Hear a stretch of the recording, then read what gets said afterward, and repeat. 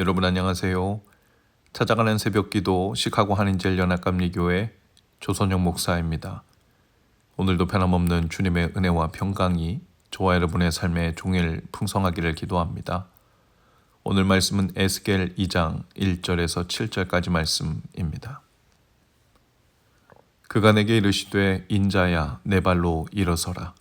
내가 내게 말하리라 하시며 그가 내게 말씀하실 때 그 영이 내게 임하사 나를 일으켜 내 발로 세우시기로 내가 그 말씀하시는 자의 소리를 들으니 내게 이르시되 인자야 내가 너를 이스라엘 자손 곧 패역한 백성 나를 배반하는 자에게 보내노라. 그들과 그 조상들이 내게 범죄하여 오늘까지 이르렀나니 이 자손은 얼굴이 뻔뻔하고 마음이 굳은 자니라. 내가 너를 그들에게 보내노니 너는 그들에게 이르기를 주 여호와의 말씀이 이러하시다 하라. 그들은 패역한 족속이라. 그들이 듣든지 아니 듣든지 그들 가운데서 선지자가 있음을 알지니라.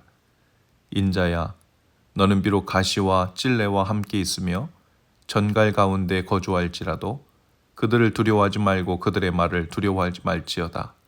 그들은 패역한 족속이라도 그 말을 두려워하지 말며 그 얼굴을 무서워하지 말지어다. 그들은 심히 패역한 자라. 그들이 듣든지 아니 듣든지 너는 내 말로 고할지어다. 아멘. 유다의 여호와김 왕 때 바벨론이 1차로 침략하여 다니엘이 끌려가고 2차로 침략했을 때 에스겔과 1만 명이 포로로 끌려갑니다. 유다가 완전히 망한 것은 여호와긴을 지나서 시드기야 왕 때였습니다. 당시 유다는 아직 완전히 망한 것은 아니었죠. 그리고 포로로 잡혀와 있던 백성들은 자신들이 곧 예루살렘으로 돌아갈 것이라고 생각했습니다. 하지만 에스겔은 하나님의 정하신 때까지는 돌아가지 못한다고 예언을 하죠. 하나님이 주시는 훈련을 회개하는 마음으로 받아야 한다고 합니다. 그러니 에스겔이 백성들에게 얼마나 밉상이었을까요? 1절에서 하나님은 에스겔에게 말씀하십니다. 인자야 내 발로 일어서라. 하나님은 에스겔을 일으켜 자신의 발로 서도록 세우십니다. 그 말은 일어서서 경외심을 갖고 말씀을 들으라는 것입니다. 진지하게 들으라는 말이죠. 에스겔이 경외심을 갖도록 인격적인 결단을 요구한다는 표현입니다. 하나님은 에스겔을 이스라엘 자손, 패역한 자손, 배반한 자손에게 보내십니다. 조상적부터 범죄한 자들에게 보내십니다. 얼굴이 뻔뻔하고 마음이 굳은 자에게 보내신다고 하십니다. 여기서 패역이라는 말이 4번이나 나오는데요. 그들이 강대국을 따라서 물질주의, 세속주의로 빠졌고 에스겔 8장에 보면 성전에 각종 우상을 가져다 놓았습니다. 장로 70명이 그곳에서 분향하며 25명이 하나님을 등지고 태양신을 섬겼습니다.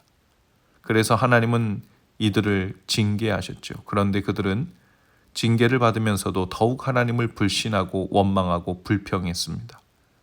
왜 우리에게 이런 고난이 일어나냐는 말뿐이었죠. 에스겔이 이들에게 회개 메시지를 전해도 하나님의 책망과 훈련을 받아들이지 않았습니다. 하나님의 훈련과 책망을 받을 때 회개하고 성장하는 사람이 있는가 하면 하나님의 사랑을 불신하고 더욱 자신에게 일어나는 안 좋은 일, 어려운 일만 생각해서 더욱 악해지는 사람들이 있습니다.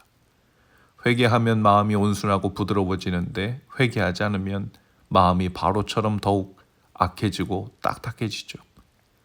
하나님을 향해서 쓴뿌리가 생깁니다. 어떤 사람은 이렇게 말하죠. 그래도 우리가 하나님을 섬긴다고 섬겼는데 왜 우리에게 이런 가난을 주시는 걸까? 왜 우리에게 이런 실패를 주십니까? 왜 우리에게 이런 질병을 주시고 고난을 주십니까? 이렇게 하나님께 대적하는 마음이 생기는 겁니다. 에스겔은 이렇게 완악한 자들에게 가서 하나님의 말씀을 전해야 합니다. 에스겔이 말씀을 전해야 하는 사람들은 패역한 족속이라고 했습니다. 하나님을 거스르는 자들이라는 말이에요. 반역한 자들이란 뜻입니다. 하나님은 그들이 말을 듣지 않을 것을 알면서도 말씀을 전하라고 하십니다. 그것은 선지자들에게 고통스러운 일이죠. 효율성도 없어 보입니다. 그러나 선지자는 하나님의 말씀을 전해야 하지요. 그들이 듣든 아니 듣든 그들 가운데 선지자가 있음을 알게 하라고 하십니다. 혹 지금이 아니더라도 선지자가 있으니 언제든지 회개하고 돌아오라는 말씀입니다. 하나님은 에스겔에게 말씀하시기를 이스라엘 사람들에게 가는 것은 가시와 찔레와 전갈에게 가는 것과 같다고 하십니다. 바벨론에 잡혀온 사람들은 찔레와 가시와 전갈같이 되었죠. 그런데 그들은 생각하기를 바벨론의 왕과 바벨론의 백성과 관리들이 이스라엘 백성들에게 마치 가시와 찔레와 전갈처럼 되었으니 하나님이 어서 그들로부터 자신들을 구원해 줄 것이라고 생각한 겁니다. 그리고 하나님은 바로 그 이방인들에게 경고하고 자신들에게 소망의 메시지를 주려고 선지자를 보냈을 것이라고 착각했죠. 그러나 그들은 그들 자신이 바로 가시와 찔레와 전갈처럼 된 것을 깨닫지 못했습니다. 하나님이 주시는 고난을 불신으로 받다 보면 마음에 하나님에 대한 쓴뿌리가 생기고 가시가 돋아납니다. 전갈처럼 독이 생기고 사람들에 대한 미움과 분노가 생기기도 합니다. 불신이 들어오면 가시와 독이 생겨서 자신은 물론 다른 사람들을 고통스럽게도 하죠. 이렇게 자신들이 하나님 앞에서 회개할 때인 줄도 모르고 자신들이 하나님 앞에서 가시와 찔레와 전갈처럼 된 것도 깨닫지 못하는 자들에게 하나님은 말씀을 전하게 하십니다. 듣는 채 하지도 않고 억울하다고 생각하고 그저 하나님의 구원하심의 날만 기다리는 어리석은 자들에게도 하나님은 에스겔을 통해 두 발로 굳게 서서 하나님을 경외하는 마음으로 하나님의 말씀을 그대로 전하게 하십니다. 에스겔이 이렇게 말씀을 전했을 때 바벨론에 포로고 잡혀간 사람들 가운데도 일부 듣는 사람들이 있었습니다. 그들 가운데서 다니엘과 에스라와 여호수아와 스룹바벨 같은 믿음의 사람들이 나올 수 있었죠. 우리도 마치 바벨론의 포로가 된 것처럼 무언가 내 인생에 벌어지지 말아야 할 일이 벌어졌다고 생각하면서 억울해하고 하나님의 구원의 소식만 간절히 기다리는 때가 있을 것입니다. 하나님의 심판과 엄중한 손길은 나를 괴롭히고 힘들게 하는 마치 바벨론 같은 사람들 몫이라고 생각될 때입니다. 그러나 하나님은 그 엄중한 메시지를 때로 우리 자신을 향해 준비하실 때가 있습니다. 빨리 구원해 주시기만을 기다릴 일이 아니라 우리가 깨닫고 회개하고 돌이켜야 할 일이기 때문이죠.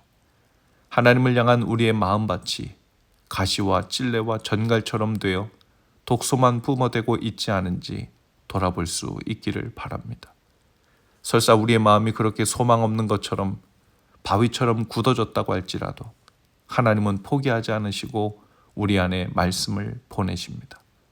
그리고 우리 안에 남아있는 다니엘과 스룹바벨과 에스라와 같은 믿음의 씨앗이 깨어나 돌이키길 기다리고 계시죠.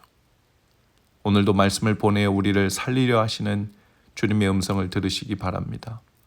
바벨론에 포로된 것으로부터 건짐을 받는 일보다 더 시급하고 중요한 일은 어쩌면 우리 안에 있는 가시와 찔레와 전갈처럼 굳어져 독소로 자리 잡은 그 교만과 아집으로부터 해방되는 것이 하나님의 뜻일 수 있습니다. 패역한 백성이 된 그 자리로부터 돌이키는 것이죠. 오늘도 말씀을 보내어 저와 여러분을 살리시고 살려주시는 주님의 은혜의 손에 붙들려 인도함 받는 날 되실 수 있기를 주님의 이름으로 축복합니다. 기도하시겠습니다. 주님, 저희를 위해 말씀을 보내주시니 감사합니다. 두 발로 용기 있게 굳게 서서 주의 음성을 듣게 하시고 우리를 포위하고 있는 환경과 상황보다 스스로 갇혀 묶여있는 것은 없는지 깨닫는 지혜를 주옵소서. 저희로 패역한 마음이 아니라 겸손히 깨닫고 돌이키는 겸비한 마음을 주옵소서. 예수님 이름으로 기도합니다. 아멘. 여러분 오늘도 말씀 동행으로 화이팅입니다. 저는 내일 아침에 다시 찾아오겠습니다.